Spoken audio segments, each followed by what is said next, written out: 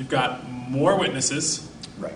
Witnesses across a wider range of education.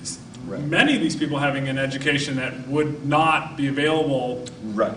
even to the Emperor of Rome. First century Iron Age Christians, right? So the long story short here is that by orders of magnitude, by any reasonable measure of quantity and quality, the evidence that the accused in Salem were really witches is vastly better than the evidence that Jesus really magically came back from the dead.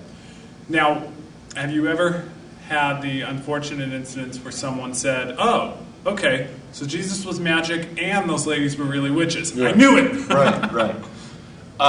Yeah, I've heard some people sort of, sniff around that, sort of head that direction, right?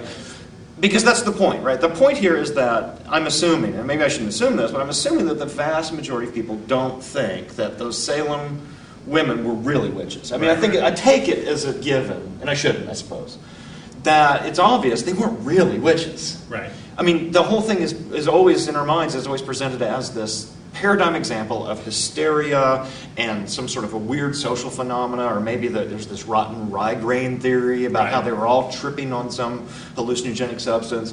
So there's all these naturalistic theories abound, but what everybody sort of takes for granted is they weren't really witches. I mean, this is like crazy hysteria. So there's the double standard I was talking about, right? There's the case where you've got this huge body of evidence that says they were witches, but nobody thinks they're witches. You got this tiny, sketchy body of evidence that says Jesus was magical, and everybody goes, yes, Jesus was magical. He came back from the dead, right? Now, I'm sorry to bring you on and not prepare you for the fact I'm just going to Shanghai and tear apart your whole theory. No, that's good. Your whole argument. I like that. Just get ready. I'm going to throw it out. Have any of those witches ever appeared on a tortilla?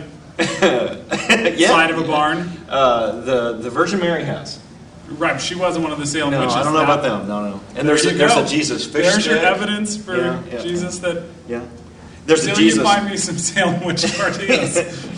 Well, I've got a standing offer to my students that I'll give them extra credit for anybody who finds miraculous snack food. Right. And I tell them the best place to look is got to be in a bag of crunchy Cheetos. Yeah, because you get all little shapes. Jelly Bellies actually sells their misshapen jelly beans. There you go. There's separate. another spot. And so you not only get a discount, the Jesus jelly bean. Better chance of a religious experience.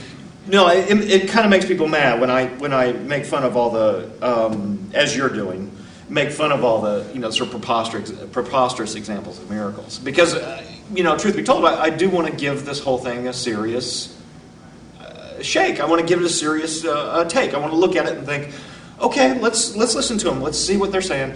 They're saying that Jesus was a real guy, and I'm not even taking that sort of debate on now, but they're saying not only was he a real guy, but he had these magic powers, and he was a divine being, and he came back from the dead, and then went back to heaven, and did all of these, these supernatural things.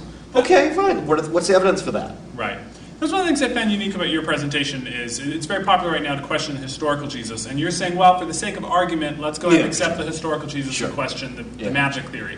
And I actually think it's important to do, because what you hear from a lot of atheists especially is that they'll devote a lot of energy to trying to defend some particular theory about what really happened with Jesus, or they'll argue that there really was no such person.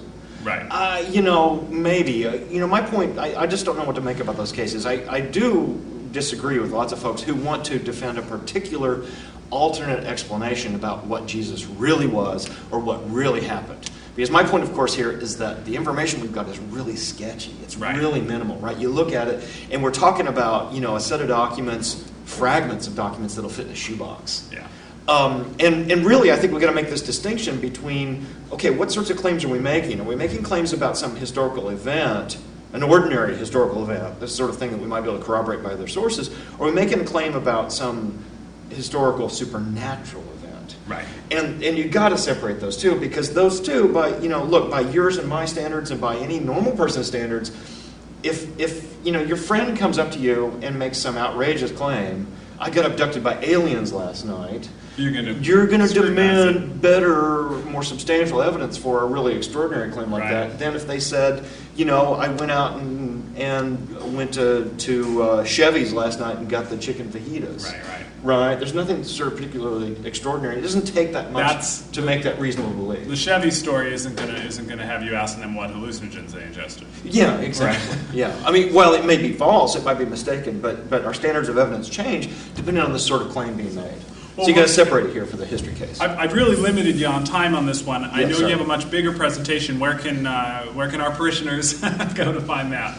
My blog is at www.atheismblog.blogspot.com. Really rolls off the tongue. And I'll link that in the information section for this video. And cool. Are there comment sections on there? People want to go fight with you? There are lots and lots of comments, and there's almost 200 essays on there now on every topic under the sun. Nice. I've been working on it for years, so by all means, get in there and give me your feedback. I'd actually love to hear whatever sorts of criticisms or problems you see with this argument, because I'd love for it to be wrong. Cool, and I hope you'll check back with the comment section on this video as well, because they do tend to get pretty exciting. Good. So, okay, thank you so much, and that's Atheist Church for today.